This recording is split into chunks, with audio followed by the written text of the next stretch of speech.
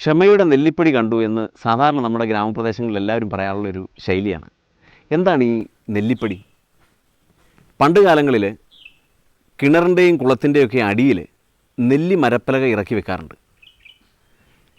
ഈ വെള്ളമെല്ലാം വറ്റി നെല്ലിപ്പടി കണ്ടു എന്നാണ്, അല്ലെങ്കിൽ ക്ഷമയറ്റു എന്നാണ് ആ ശൈലിയുടെ അർത്ഥം.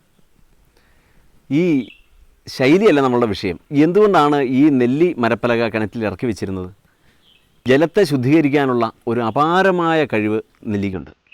അതുകൊണ്ടാണ് ഈ നെല്ലി മരപ്പലക പണ്ടുള്ളവർ ഈ കിണറ്റിൻ്റെ അടിയിലും കുളത്തിൻ്റെ അടിയിലുമൊക്കെ ഇറക്കി വെച്ചിരുന്നത്.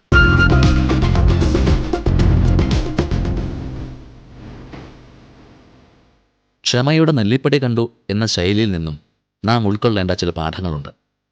എന്തുകൊണ്ടാണ് ഇന്നത്തെ മനുഷ്യന് ക്ഷമ നശിച്ചു പോകുന്നത്? മറക്കാനും പൊറുക്കാനും അവന് കഴിയാതെ പോകുന്നത് എന്തുകൊണ്ടാണ്? ആധുനിക കാലത്ത് ജീവിതത്തിന് വേഗം കൂടിയിരിക്കുന്നു. വേഗം കൂടുന്നത് പലപ്പോഴും അപകടകരമാണ്. വേഗം കൂടുമ്പോൾ രോഗവും കൂടുന്നു. വേഗം കൂടിയ ഈ ജീവിതശൈലിയുടെ അനന്തരഫലമാണ് രോഗങ്ങൾ. ആഗ്രഹങ്ങൾ കൂടുമ്പോൾ, മനസ്സിനും ശരീരത്തിനും വിശ്രമമില്ലാതാകുമ്പോൾ, ജോലിഭാരം കൂടുമ്പോൾ മനുഷ്യൻ്റെ മാനസിക സംഘർഷവും കൂടുന്നു. ഓർമ്മക്കുറവും അക്ഷമയും അവനെ കീഴ്പ്പെടുത്തുന്നു. ഇതെല്ലാം ചേർന്ന് ഉറക്കമില്ലാത്ത, അതുകൊണ്ട് തന്നെ ആരോഗ്യമില്ലാത്ത ഒരു രോഗാവസ്ഥയിലേക്ക് അവൻ അറിയാതെ തന്നെ വീണുപോകുന്നു. ഇത്തരം ഘട്ടങ്ങളിൽ മാനസിക സംഘർഷം കുറയ്ക്കാനും സുഖകരമായ ഉറക്കം കിട്ടാനും നെല്ലിക്കയടങ്ങിയ ഭക്ഷണങ്ങളും ഔഷധങ്ങളും സഹായിക്കുന്നു. നെല്ലിക്ക കാണുമ്പോഴും അതുകൊണ്ടുണ്ടാക്കിയ അച്ചാറും അതുകൊണ്ടുണ്ടാക്കിയ കറികളൊക്കെ കഴിക്കുമ്പോഴും അതിൽ നിന്നുള്ള ഔഷധ ഗുണം നമ്മൾ അറിയാറില്ല. സത്യത്തിൽ മനുഷ്യൻ്റെ മാനസിക ആരോഗ്യത്തിന് വരെയും നെല്ലിക്ക ഉപകരിക്കുന്നുണ്ട്. കുറച്ചുകൂടെ വ്യക്തമായി പറഞ്ഞാൽ മനോരോഗ ചികിത്സയ്ക്ക് ഉത്തമമായ ഒരു ഔഷധമാണ് നെല്ലിക്ക. എൻ്റെ ഭർത്താവ് തിരുവനന്തപുരത്ത് ജോലിയിലിരിക്കുക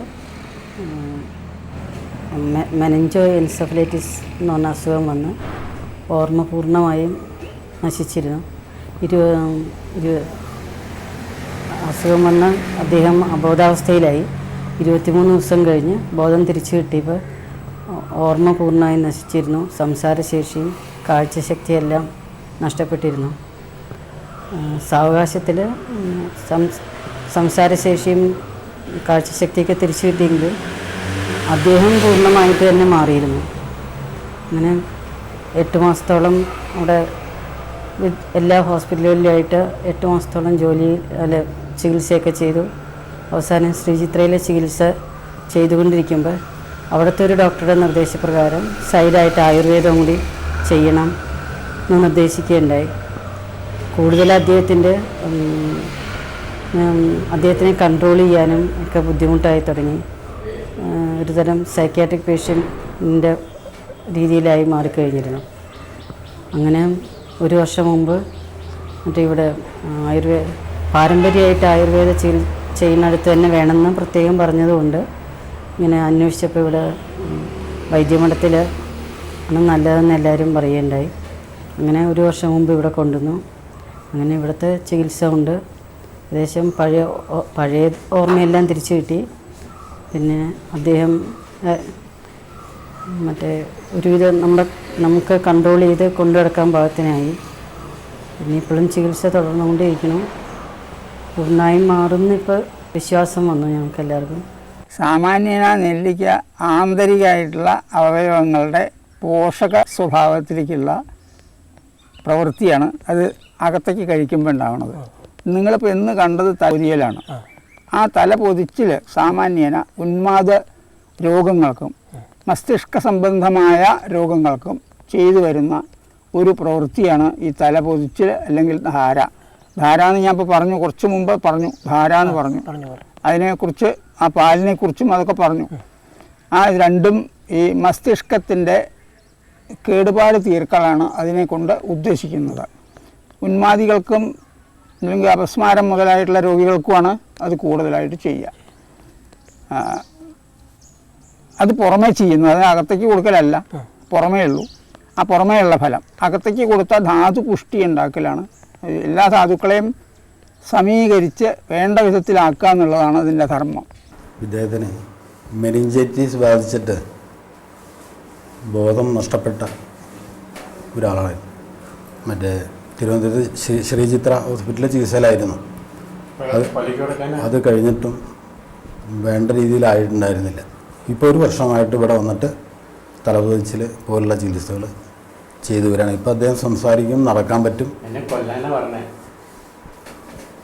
കുറേ ഓർമ്മകളൊക്കെ തിരിച്ച് കിട്ടിയിട്ടുണ്ട്.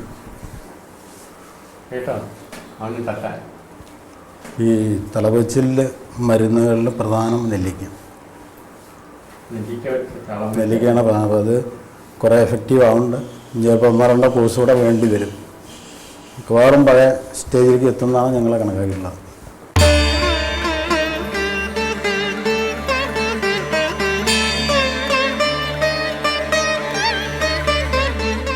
ഓർമ്മകൾ ചിതറിപ്പോയ ഒരു മനസ്സിന് സാന്ത്വനത്തിൻ്റെ, വാത്സല്യത്തിൻ്റെ, സ്നേഹത്തിൻ്റെ സ്പർശമാകുന്നു അമൂല്യ ഫലമായ നെല്ലിക്ക.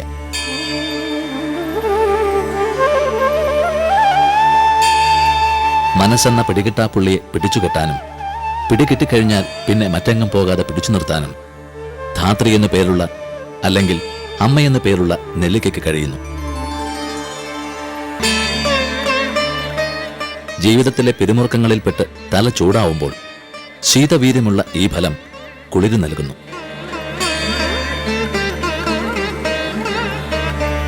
പല ഔഷധങ്ങളിലും നെല്ലിക്ക വരുന്നുണ്ട്. സാധാരണയായിട്ട് ഓരോ യോഗങ്ങളിലും വരുന്നുണ്ട്. പ്രത്യേകിച്ച് ഇപ്പോൾ ഇതാ നിങ്ങളിപ്പോൾ ഒന്ന് കണ്ടു എന്ന് പറഞ്ഞ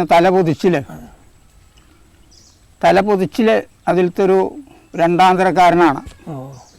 അതിൻ്റെ 1ാം തരക്കാരൻ ധാരയാണ്. നെല്ലിക്ക, അതെ, അല്ല, നെല്ലിക്ക കഷായം വെച്ച് ആ കഷായവും മറ്റു മരുന്നുകളും ചേർത്ത് ധാര ചെയ്യുക, അതാണ് ശരിയായിട്ടുള്ളത്. അതിൻ്റെ ഒരു ചെറിയ പകരക്കാരനാണ് ഈ പൊതിച്ചിൽ. അപ്പോൾ ഈ ധാര പറ്റാത്ത ചില ആളുകളുണ്ടാവും, അവർക്ക് പൊതിയും. ആ പൊതിയാൻ എടുക്കുന്നതിൽ പ്രധാന ഭാഗം നെല്ലിക്കയാണ്. ആകെ ഉള്ളതിൻ്റെ 9-12 ഭാഗം എടുക്കാൻ ശരിക്കുക. അതിലൊരു 9 ഭാഗവും നെല്ലിക്കയാവും. ബാക്കി 3 ഭാഗം ഔഷധങ്ങളുണ്ടാവും. അത് ആവശ്യത്തിനനുസരിച്ച് വേണ്ട ഔഷധങ്ങൾ അതിൽ ചേർക്കും. അങ്ങനെയാണ് ഇത് പൊതിയ. അത് പൊതിയൽ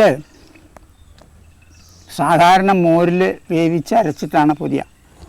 ഈ മോര് എന്ന് പറയുമ്പോൾ നിങ്ങൾക്ക് മനസ്സിലായിട്ടുണ്ടാവും, പശുവും പാല് ഉറയൊഴിച്ച് കടഞ്ഞ് നെയ്യെടുത്തതാണ് മോരെന്ന് പറയാമെന്ന് നിങ്ങൾ ധരിച്ചിട്ടുണ്ടാവും. എന്നാൽ ഇതിനത് അത്ര പോരാ. ഇതിന് സാധാരണയായിട്ട് ഈ രോഗത്തിൻ്റെ സ്വഭാവവും ശരീരത്തിൻ്റെ സ്ഥിതിയും കാലാവസ്ഥയുടെ സ്വഭാവവും മനസ്സിലാക്കി അതനുസരിച്ച് ചിലർക്ക് ആട്ടുംപാലാവും വേണ്ടി വരിക, ചിലർക്ക് പശുവിൻ പാലാവും വേണ്ടി വരിക. അങ്ങനെ മാറ്റം വേണ്ടി വരുന്നുണ്ട്. അതനുസരിച്ച് പാല് മുത്തഞ്ഞിട്ട് കുറുക്കും. പാല് സാധാരണ നാഴി പാലിന് 6 കഴഞ്ച് മുത്തഞ്ഞിയും 4 നാഴി വെള്ളവും ചേർത്ത് നാഴിയാക്കുക എന്നുള്ളതാണ് പാല് കുറുക്കുന്ന സ്വഭാവത്തിൻ്റെ സമ്പ്രദായം. അങ്ങനെ കുറുക്കിയിട്ടുള്ള പാല് അത് ഉറയൊഴിക്കുമ്പോൾ മോര് സാധാരണ പഴയ സമ്പ്രദായ പ്രകാരം പറയുകയാണ് കേട്ടോ, എല്ലാവരും ഇപ്പോൾ ഇതൊന്നും ധരിച്ചിട്ട് തന്നെ ഉണ്ടാവില്ല. മോര് ഉറയൊഴിക്കാറില്ല. വെള്ളി ഒരു കഷ്ണം അതിലിടുകയുള്ളൂ.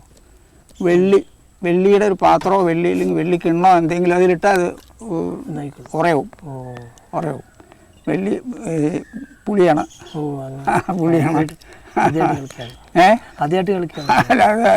അത് ധരിക്കണ്ടാവില്ല. ഇതൊക്കെ സാധാരണക്കാർക്ക് ധരിക്കേണ്ട ആവശ്യമൊന്നുമില്ലല്ലോ അതിൽ.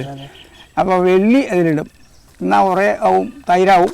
പിറ്റേ ദിവസം എടുത്ത് കലക്കി വെണ്ണ മാറ്റി ആ മോരാണ് ഈ ധാരയ്ക്കാണെങ്കിലും പൊതിച്ചിലിന് നെല്ലിക്ക വേവിക്കാനാണെങ്കിലും ഉപയോഗിക്കുക.